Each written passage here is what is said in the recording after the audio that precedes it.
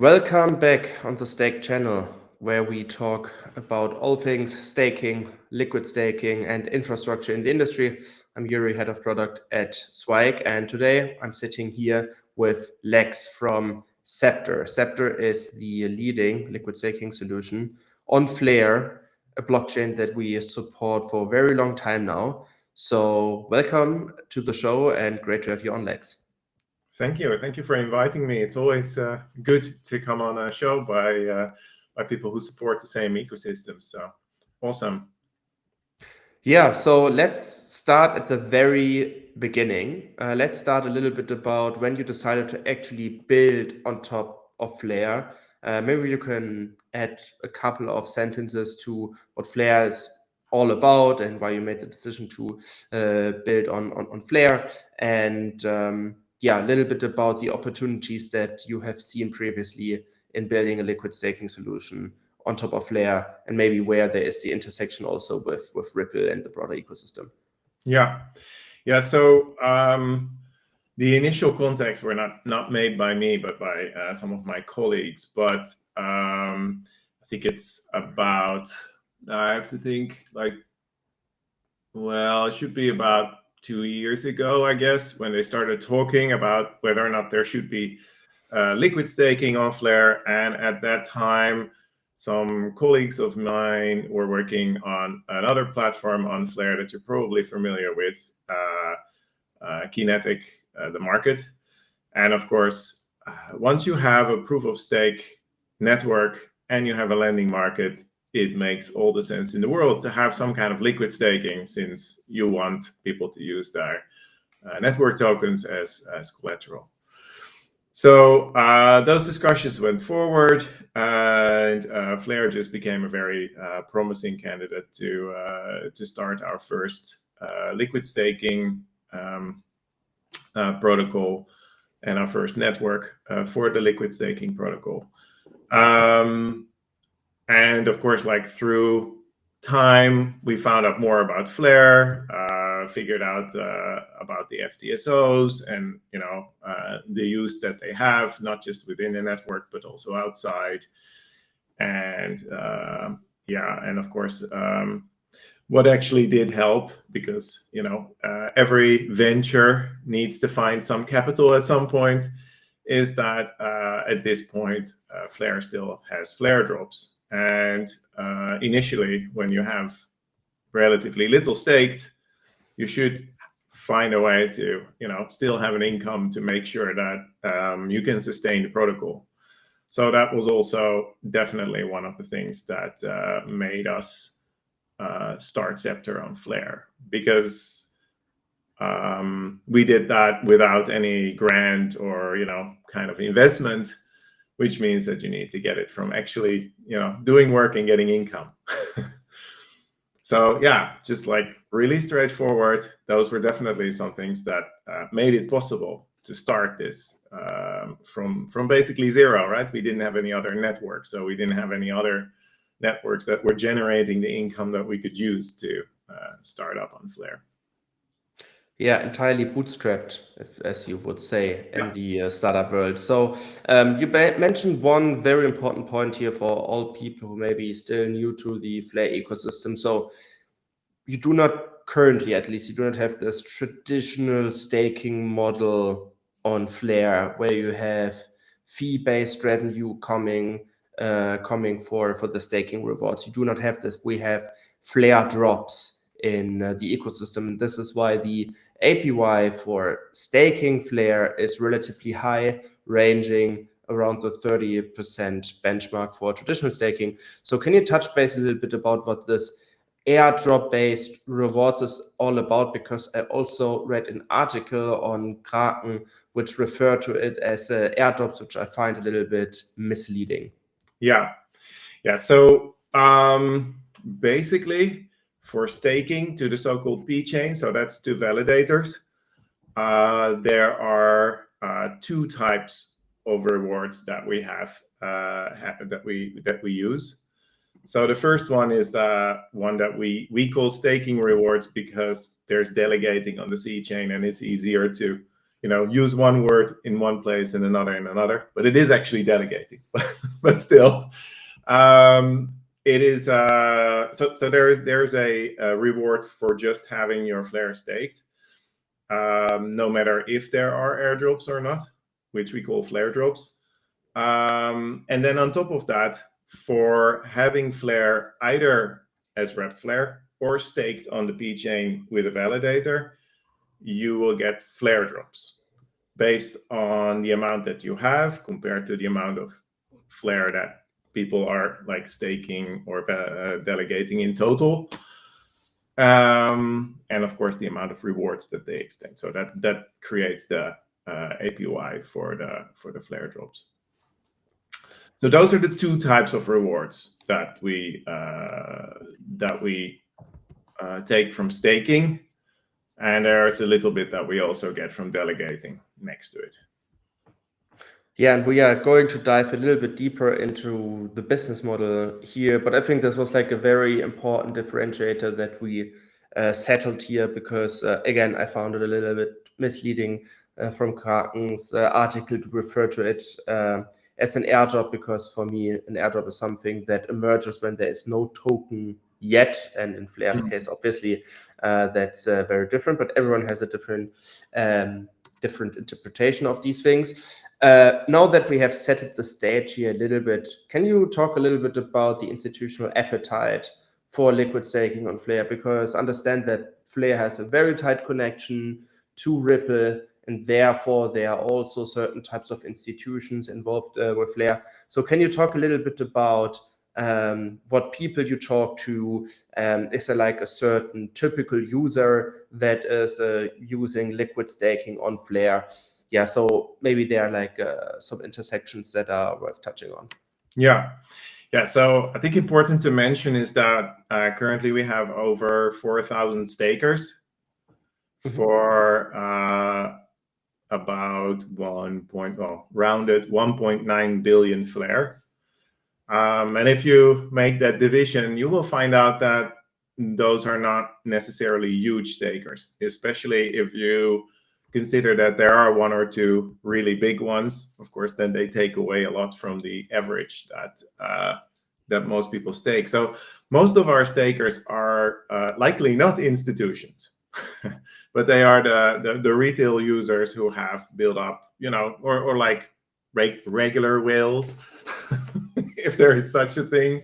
I saw a whole division somewhere, a spreadsheet, where they went from some kind of blue whale to some kind of sardine or whatever, as in names for various types of or sizes of wallets.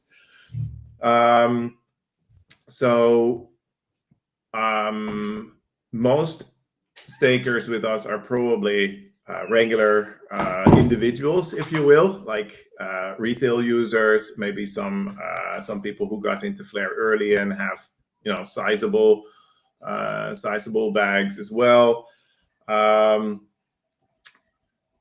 And for institutions, I mean, they are of course also welcome, but I have not seen someone, for instance, come with 500 million Flare or something like that. We would definitely notice that immediately at this point. And my guess is that heavily has to do with what else you can do in the network, because it's liquid staking, so you want to do something else with your assets. Yeah, and I think that's like the connection point that is like so important here. So there are like three different, like on a high level, three different ways to earn additional yield on your Flare. One is the most obvious, which is native staking of Flare, right? And then you have the second one, which is just doing liquid staking, because you say, hey, I have like a certain protocol risk that Scepter technically opposes, but on the other hand, I can also take that additional yield that I'm making and using the yield token that I have in the broader DeFi ecosystem. So if you were forced to work for, I don't know, like a risk manager for someone else, and this person says, okay, besides option 1 and 2, draw me a strategy for option 3, which is I'm taking my Flare tokens, I'm liquid staking them on Scepter, and with this liquid staked representation, I'm doing something in the DeFi ecosystem of Flare. Like, what are some risk-adjusted strategies one could pursue? So you mean like basically what are the risks of liquid staking, and what are the what you could do? It's like, because obviously if I just stake natively, that's, I would say, on the meta the most securest one. Second, risk reward ratio, we had liquid stake, and then you have the third one, which is going even further and say, okay, not only do I have the risk that I have of liquid staking, but now I'm taking this and put it into a lending protocol or whatever. Okay, so the second, yeah, like the second third one, stage. the third stage, and the next stage. Yeah, so of course that's the difference between staking it directly or keeping it as FLR, which I guess is a form of direct staking, or liquid staking, is that you end up with an LST, a liquid staking token, that you can then use to earn extra yield. And as you said, like already indicated, you could just supply it to a lending market where you have varying degrees of risk, of course. Like, you could just supply it and not use it as collateral, get a small amount of rewards for supplying it, and be happy with that. That could be done. Another one would be that you change it and set it to collateral and you borrow against it. That definitely increases your risk, especially if you borrow a stable, for instance, against a volatile asset. So then you really need to keep an eye on those assets. And then you would take that stable, for instance, and you would put it in a liquidity pool, for instance. That would be one of those options to go a bit further. I think supplying is relatively riskless. I think borrowing against it, then you need to be keeping an eye on it every day, at the very least. There are other options. You can directly put it into a liquidity pool, like on SparkDex, BlazeSwap, Enosis, you name it. Of course, there you have the risk that you lose part of your sFLR and get more of the other token in the pool that you've supplied to. So I think that's called impermanent risk. And you should definitely be aware of that. And then there are some other options. You can use it as collateral for a perpetuals platform. Definitely, of course, risky, because there you're starting to like guess if another item goes up or down. I would never be able to guess that. I've tried trading and it doesn't work for me. Probably you just need to sit behind your screen a lot. Although there are some that actually allow you to do very short periods, so then it maybe helps. And then there is something called sFLR, which is by Cyclo, in which case you sort of use your sFLR as collateral to get that token, and you get some kind of NFT that stays in your wallet that allows you to unlock that sFLR again if you bring in the same amount of that sFLR token. And then you can trade with that and play around with that. But that, I think those are all higher risk options, of course. But if we would talk about the spectrum right now, basically leveraging Scepter and then extend it to other protocols, as you drew it out very detailedly, what is like how much could a user max out? So right now, if we are talking about native staking, we're like at the 30% ballpark, then it increases around 9 to 10% with liquid staking. So how much, if one would say I'm completely degen, I'm going completely risk on, what's your guess, like how much you could stretch it out? Well, I guess, and I don't know exactly what the borrow limits are at the moment, but you could supply your sFLR to a lending market, borrow stables against it, buy regular or red flare, then stake that again. And you could probably do that a couple of times if you dare, right? You could loop that. And then if you manage to unloop that at the right time before everything like your house of cards falls apart, then that would maximize the amount of flare you could get out of it. If that's your goal, then that could be a way to do it. And that is most definitely not advice. Yeah. But that is one way that I see it can be done at the moment, with the protocols and options available on the network. That's the most high risk that I can think of. Maybe it can include sFLR somehow as well, but mix it up as you want. Yeah, I think in this scenario we're really getting closer to the 80% ballpark. Yeah, but obviously this is connected with huge risks from different LAs. But yeah, like just interesting mind game, because for me it always is like kind of a proof how active an ecosystem, a DeFi ecosystem is, like to basically see how much you could extend the borders, how much battle tests you can do. If there's really just liquid staking and maybe buying and lending, and that's basically the end, then obviously it would be a little bit dry for like an involved DeFi ecosystem, but that's not the case for the FLare ecosystem. So let's move on a little bit. Let's talk, and I think this is like something that I would really like to ask you also, because you are the product owner at FLare. Is liquid staking maybe the best business model with regards to revenue in crypto today? And can you talk a little bit about what you guys, how you guys draw the business model out for FLare? Because obviously there's smart contract risk, but it's like really one of the essential pillars that every DeFi ecosystem needs is liquid staking, as long as there's proof of stake, obviously. And you also mentioned it in the beginning that there was like a logical consequence to build it. Yeah, that is basically a logical consequence. It is definitely infrastructure for a network like this. Whether or not that is financially viable, I guess that depends on whether or not enough people, or not necessarily people, but enough FLare is staked through the platform. Because as most people will probably be aware, it's a percentage of the rewards that come in.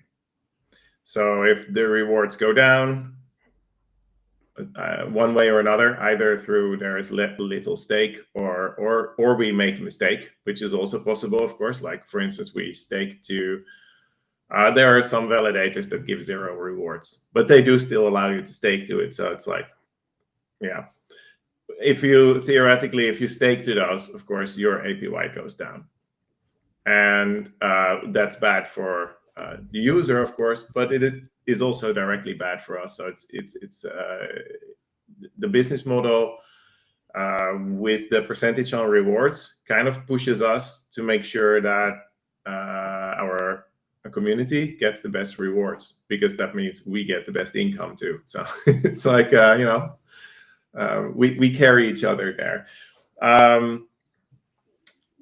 As for it being the best revenue model, that's really hard to say. It depends on how creative other protocols are and how active it is. Like, it could be that the DEX is way better because they're the trading is crazy.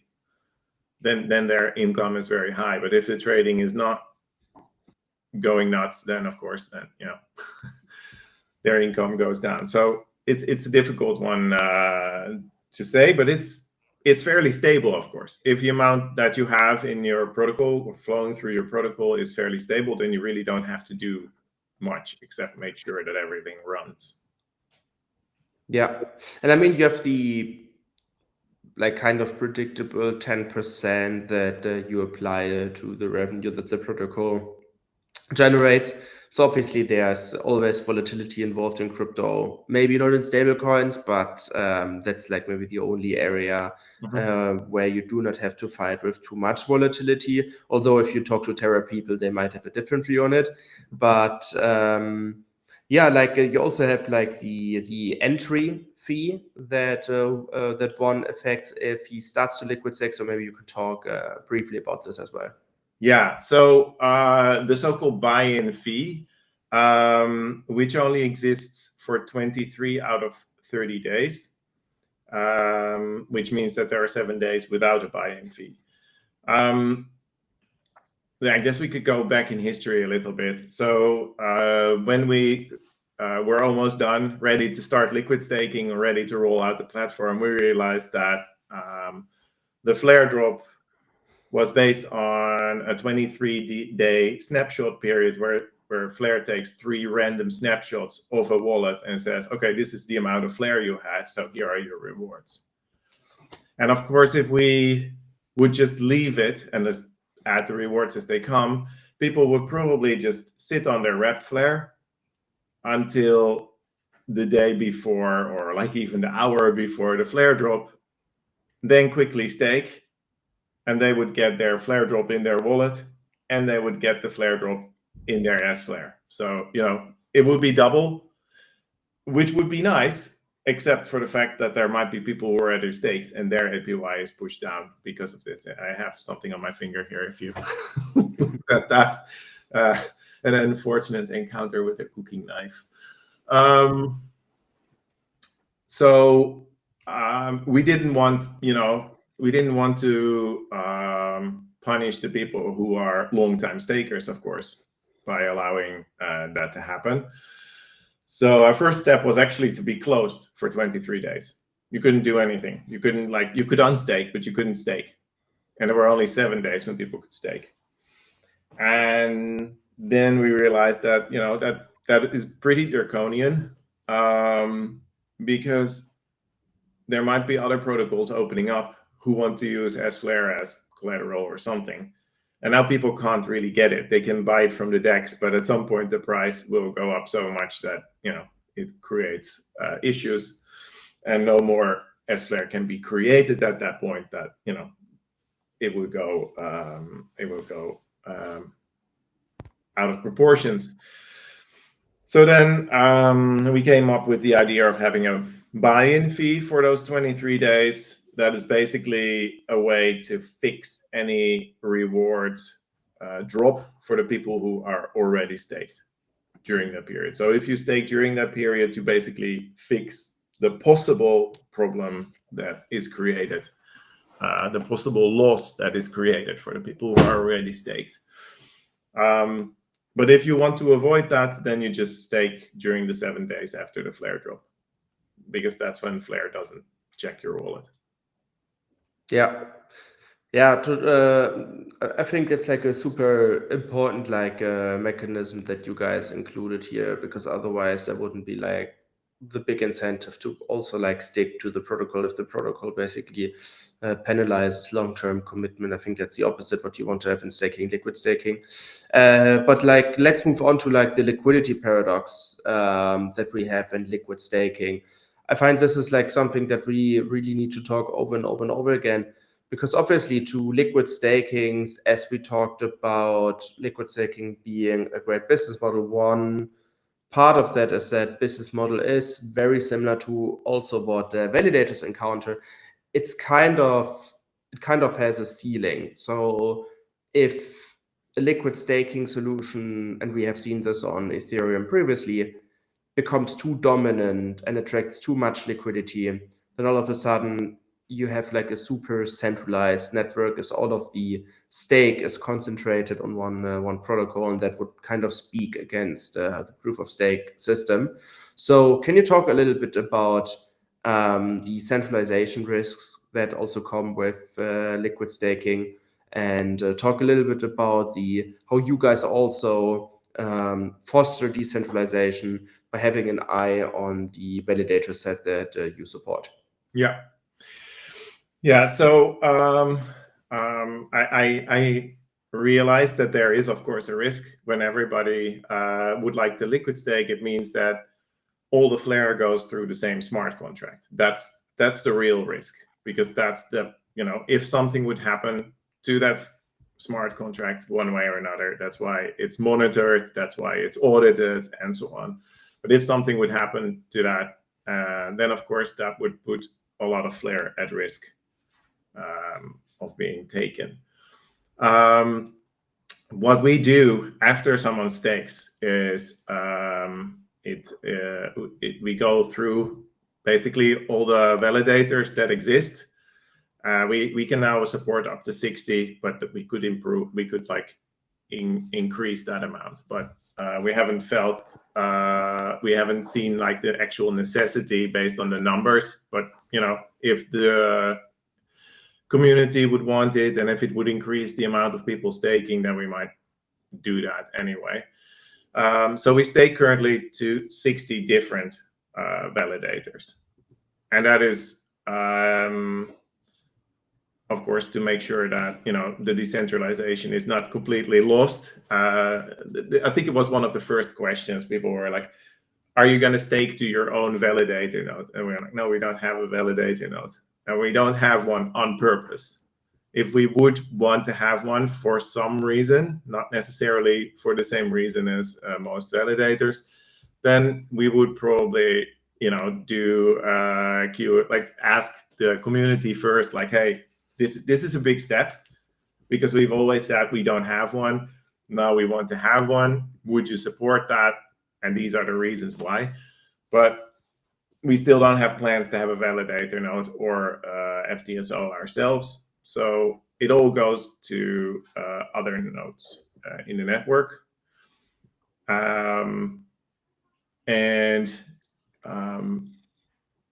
There are a lot of parameters, of course, that are checked before staking to a validator node. Not just uptime and space, but also when did we last stake to this one, and so on and so on. Yeah, makes sense. And how many validators do you onboarded so far? Are you adding more in the future? And what's basically the procedure here to onboard new validators? Yeah, so we don't go and talk to all the validators and see who they are. We assume because of they have invested themselves, right? You can't start a validator without a huge pile of FLR, so you're risking that if you make the wrong moves. We of course have certain parameters that we check to make sure that if we stake to you,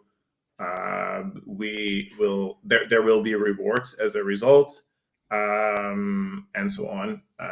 And the chance of rewards is high, because of course something could go down always. You never know. But if someone already is at the bottom of the pile because they've been down quite a lot, then they probably don't get stake until their numbers improve.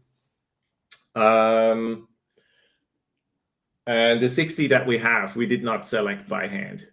They're selected automatically by a system to ensure that that also makes it more impartial. We don't want to be the ones who tell, like, okay, these guys we like, so we're going to stake with them, and and these guys, I don't know who those people are, we're not going to stake to them. That's not decentralized. Then you're making yourself king of the hill.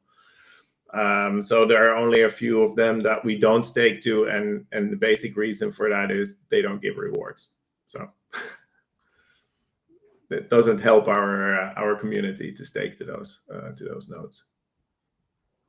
Makes sense.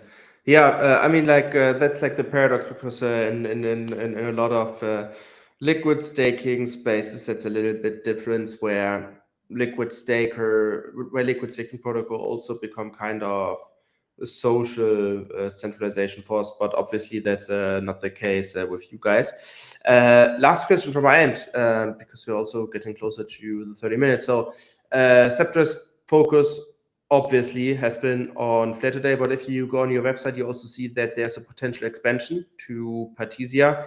Yeah. So can you talk a little bit about that? And are these the only two ecosystems that you look at, or are there more plans in the future?